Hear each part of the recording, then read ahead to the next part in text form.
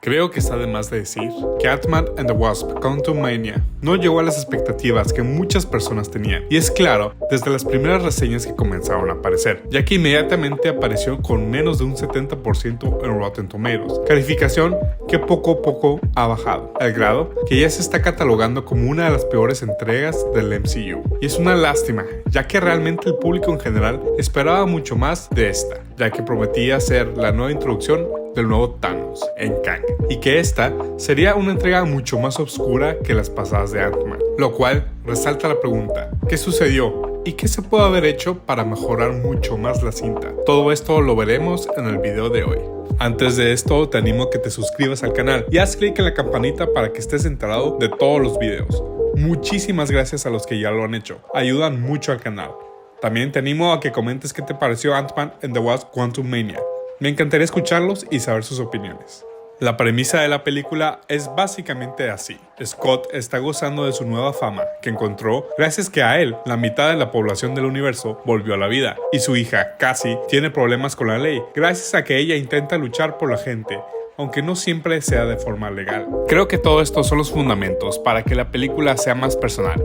Y es claro que esta es la intención del director, y que probablemente sucedió algo en la producción que tuvieron que recortar esta parte, ya que en cuestión de unos pocos minutos se nos revela que Hank, Hope y Cassie han estado trabajando en esencia en un telescopio hacia el reino cuántico, para poder estudiarlo sin la necesidad de visitarlo. Janet rápidamente entra en pánico y pide que apaguen la máquina, la cual los atrapa y los jala hacia el reino cuántico. Lo que sigue son aproximadamente 30 o 40 minutos de la película, más confusa y sin dirección alguna. Literalmente, cosas nomás están pasando sin razón alguna. Scott y Cassie se pierden y son capturados por un grupo de rebeldes que realmente a nadie le importan y nomás funcionan para hacerle entender a la gente que Kang es peligroso. Parece bastante simple, ya que puede describir todo lo que sucede en unas cuantas oraciones, pero la película tarda 30 minutos en explicar eso, lo cual se vuelve extremadamente tedioso, y no ayuda el que la película se quiere guardar a Kang para más tarde, y cansa que lo mencionen tanto, pero al mismo tiempo dicen lo mismo. Siempre dicen que es peligroso, siempre dicen que es el que llegó a conquistar, pero nunca se nos explica más allá de eso. Y es casi a la mitad de la película cuando se nos explica el backstory de Janet y Kang,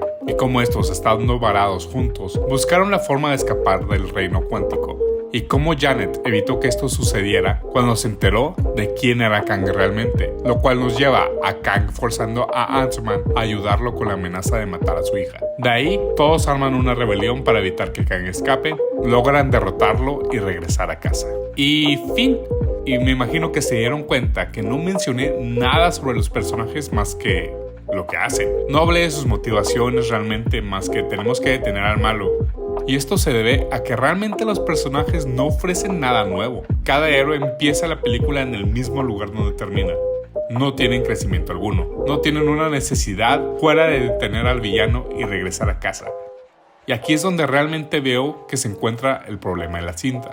En el caso de Ant-Man, es un protagonista pasivo. Es decir, un protagonista que por su cuenta no mueve la historia, que sus decisiones otras personas las toman por él, o los eventos que suceden es lo que mueve la película, no necesariamente el personaje. La única parte donde Scott realmente es decisivo es al final, cuando este decide matar a Kang. Pero de ahí en fuera, el personaje de Ant-Man se resume en que quiere proteger a su hija. Termina en el reino cuántico por protegerla, acepta el trato con Kang por protegerla y pelea en contra del mismo para salvar. Y es todo. Su motivación y su personaje siempre es el mismo. No hay ninguna aflicción o conflicto en sí que lo force a crecer como personaje. Y lo mismo se puede decir de todos los demás, quienes básicamente son piezas para que la historia avance. Si acaso la excepción es Janet, ya que ella es nuestro portal a ver quién es Kang realmente. Pero Hope y Hank realmente están ahí para hacer bulto, y Cassie está para motivar a Scott. Solamente es necesario ver los trailers para ver por qué la gente quedó decepcionada. Todo, desde el tono, el plot y las motivaciones de los personajes fueron sumamente diferentes a lo que se nos entregó en la película final, cosa que Marvel está tendiendo a hacer últimamente.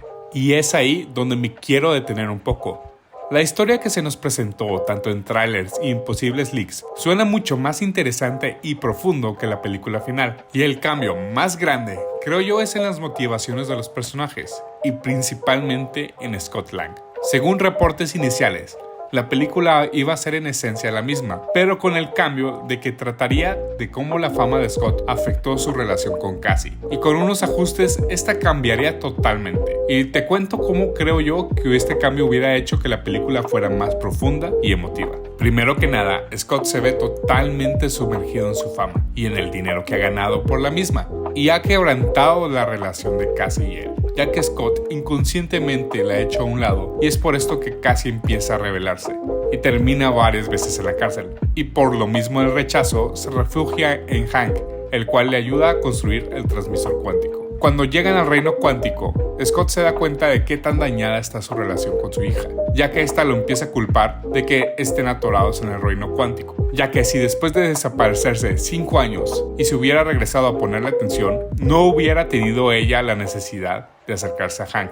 y crear el transmisor. En sí, la relación de Cassie y Scott está fracturada, porque al desaparecerse 5 años en unas cuantas horas, el shock fue demasiado grande para Scott, que no pudo aceptar la realidad de esta nueva Cassie, y le fue muy difícil relacionarse con ella después.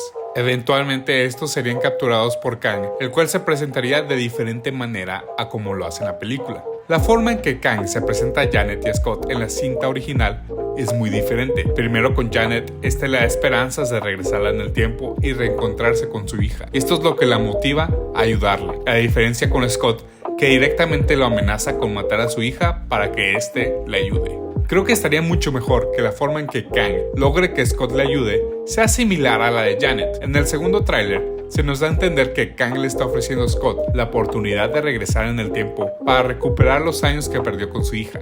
You have a daughter, but you've lost a lot of time, like me. Who are you? I'm the man who can give you the one thing you want. What's that? Time. I don't care who this guy is. I just lost so much. He can give us a second chance. Sin embargo, al ver la película, esta línea ni siquiera va dirigida a Scott, sino a Janet. Y esto nos muestra a que Kang es un villano que piensa las cosas y manipula a la gente para conseguir lo que quiere. La forma en que Scott debería acceder a ayudar a Kang es que al ver la relación fracturada de padre e hija, le ofrezca a Scott regresar al tiempo, hacer que Thanos nunca hubiera llegado y por consecuencia hacer que todo el tiempo perdido y los años en que Scott hizo a un lado a Cassie se borrara y pudiera empezar desde cero. Y es así como Scott excede el trato, ya que él anhela por una segunda oportunidad para arreglar su relación. Y es como Kang manda a ambos por la fuente de energía de la nave, solamente que en vez de resolverlo en poco tiempo, esto toma una gran parte de la cinta, en donde en el trayecto para obtener la fuente de energía, forza a Scott y a Cassie a arreglar poco a poco su relación. El ver cómo Cassie le reclama a Scott y cómo le confiesa que al verla crecer en solo 5 horas le afectó muchísimo, y por medio de los obstáculos que pasan para obtener la fuente de energía, Cassie ve cómo es que Scott realmente sí se interesa por ella, y Scott comienza a aceptar la realidad que la Cassie de 10 años ha madurado y que la Cassie que tiene enfrente a él es una mujer fuerte e independiente, de la cual él está orgulloso. Esto también ayudaría a que el reino cuántico sea expandido, que en la travesía que toman Scott y Cassie conozcan muchas personas o tribus que los retan, en vez de solamente visitar una que otra cantina. A la vez, Janet le muestra a Hope y a Hank quién es realmente Kang, y al enterarse de que tiene capturados a Scott y a Cassie, ellos son los que arman la rebelión para pelear contra Kang. Una vez que Scott y Cassie consiguen la fuente de energía, sucede algo parecido como con Janet, que ve la mente de Kang y se da cuenta quién realmente es él. En este caso, Scott ve todo lo que ha hecho, y aquí es donde podemos ver cómo Kang ha matado a diferentes versiones de los Avengers, en vez de solamente decirnos. El verlo impacta mucho a Scott, quien se da cuenta que Kang es realmente muy peligroso y no es quien dice ser. Y ahora él tiene que decidir entre resetear la relación con su hija o detener a Kang de salir al universo. El último acto básicamente sería igual al que se nos presenta. La gran pelea, derrotan a Kang y se dirigen a escapar. Y justo cuando Scott va a cruzar, Kang lo ataca y estos se pelean. Y es cuando Scott está a punto de destruir la fuente de energía que Kang le dice que si lo destruye, nunca va a poder regresar al del tiempo y empezar desde cero con su hija. Y es aquí donde Scott tiene que tomar la decisión que lo define como héroe, que en vez de pensar en sí mismo y sus necesidades, piensa en el multiverso y las consecuencias de liberar a Kang. Y es él el que destruye la fuente de energía, definiéndolo como un héroe del MCU. Y aquí hasta te puedes aventar las líneas chisis de Kang diciendo: si lo destruyes nunca recuperarás a tu hija. Y Scott le dice: ya la recuperé. Lo sé, da cringe, pero la verdad está mejor que muchos de los diálogos de la película. Creo que estos cambios nos harían conectar mucho más con el personaje de Scott, ya que habla directamente a algo por lo que todos hemos pasado, que es el poder arreglar nuestras decisiones pasadas. ¿Cuántos de nosotros no deseamos poder viajar en el tiempo y evitar tomar ciertas decisiones de las cuales nos arrepentimos? Sin embargo, tenemos que lidiar con estas y seguir adelante.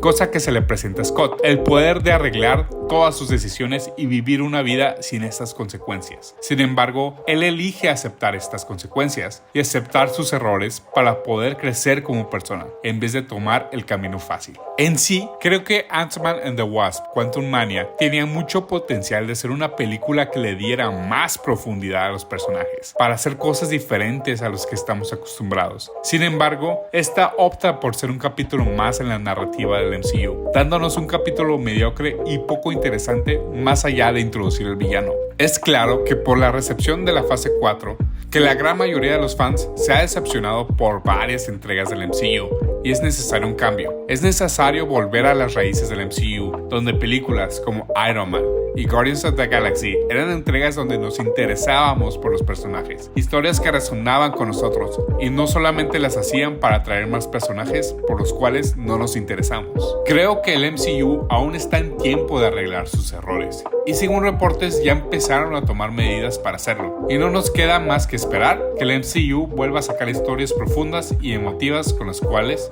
nos enamoramos de este universo.